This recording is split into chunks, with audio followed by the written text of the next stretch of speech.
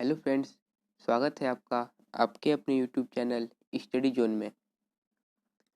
और आज मैं आप लोग लाया हूँ क्लास 10th की हिंदी क्षितिज भाग 2 का गद्य खंड का पाठ 15 स्त्री शिक्षा के विरोधी कुतर्कों का खंडन।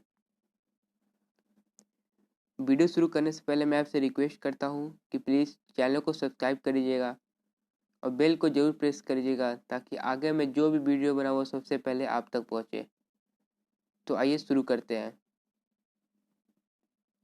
प्रस्तुत पाठ के लेखक महावीर प्रसाद द्विवेदी जी हैं। इस पाठ में लेखक ने स्त्री शिक्षा के महत्व को प्रसारित करते हुए उन विचारों का खंडन किया है। लेखक को इस बात का दुख है कि आज भी ऐसे पढ़े लिखे लोग समाज में हैं जो स्त्रियों का पढ़ना गृह सुख के नाश का कारण समझते हैं। विद्वानों द्वारा दिए गए तर्क इस तरह के होते हैं। संस्कृत के नाटकों में पढ़ी लिखी या कुलीन स्त्रियों की गंवारों की भाषा का प्रयोग करते दिखाया गया है। शकुंतला का उदाहरण एक गंवार के रूप में दिया गया है जिसने दुष्यंत को कठोर शब्द कहे। जिस भाषा में शकुंतला ने श्लोक वो गंवारों की भाषा थी। इन सब बातों का खंडन करते हुए लेखक कहते हैं कि क्या कोई सुशिक्षित नारी प्राकृत भाषा नहीं बोल सकती? बुद्ध से लेकर महावीर तक ने अपने उपदेश प्राकृत भाषा में ही दिए हैं, तो क्या वो गंवार थे? लेखक कहते हैं कि हिंदी, बांग्ला भाषाएं आजकल की प्राकृत है। जिस तरह हम इस जमाने में हिंदी, बांग्ला भाषाएं पढ़कर शिक्षित हो सकते हैं, उसी तरह उस जमाने में यह अधिकार प्रकृति को हासिल था। फिर भी प्राकृत बोलना अनपढ़ होने का सबूत है। यह बात नहीं मानी जा सकती। जिस समय नाट्य शास्त्रियों ने नाट्य संबंधी नियम बनाए थे, उस समय सर्वसाधारण की भाषा संस्कृत नहीं थी। इसलिए उन्होंने उनकी भाषा संस्कृत और अन्य लोगों स्त्रियों की भाषा प्राकृत कर दिया। लेखक तर्क देते हुए कहते हैं कि शास्त्रों में बड़े बड़े विद्वानों की चर्चा मिलती है, किंतु उनके सीखने संबंधी पुस्तक या पांडुलिपि नहीं मिलती। उसी प्रकार प्राचीन समय में नारी विद्यालय की जानकारी नहीं मिलती, तो इसका अर्थ यह तो नहीं लगा सकते कि सारी स्त्रियां गंवार थी।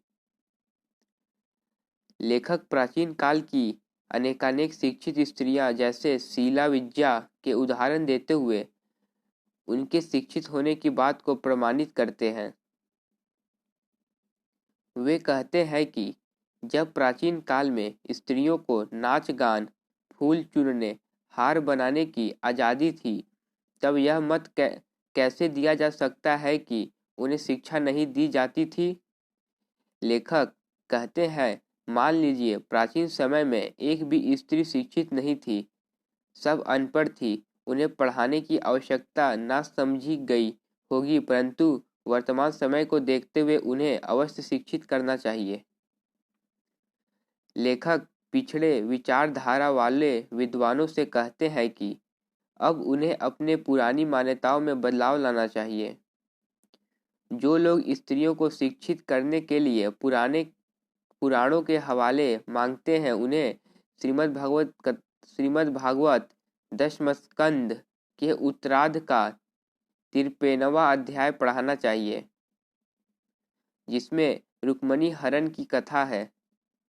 उसमें रुक्मणी ने एक लंबा चौड़ा पत्र लिखकर श्री कृष्ण को भेजा था, जो प्राकृत में नहीं था। वे सीता, शकुंतला आदि के प्रसंगों का उदाहरण देते हैं जो उन्होंने अपने पतियों से कहे थे। लेखक कहते हैं, अनर्थ कभी नहीं पढ़ना चाहिए। शिक्षा बहुत व्यापक शब्द है, पढ़ना उसी के अंतर्गत आता है। आज की मांग है कि हम इन पिछड़े मानसिकता की बातों से निकलकर सबको शिक्षित करने का प्रयास करें। प्राचीन मान्यताओं को आधार बनाकर स्त्रियों को शिक्षा से वंचित करना अनर्थ है। आशा करता हूँ आप लोग को वीडियो पसंद आया हो। वीडियो को लाइक कर दीजिएगा, चैनल को सब्सक्राइब कर दीजिएगा और बेल को जरूर प्रेस कर दीजिएगा। अगर आप चाहते हैं कि मैं वीडियो को प्रश्न उत्तर बनाऊँ तो मुझे कमेंट में लिखिएगा ज़रूर। तो मिलते हैं एक नए वीडियो के साथ। धन्यवाद।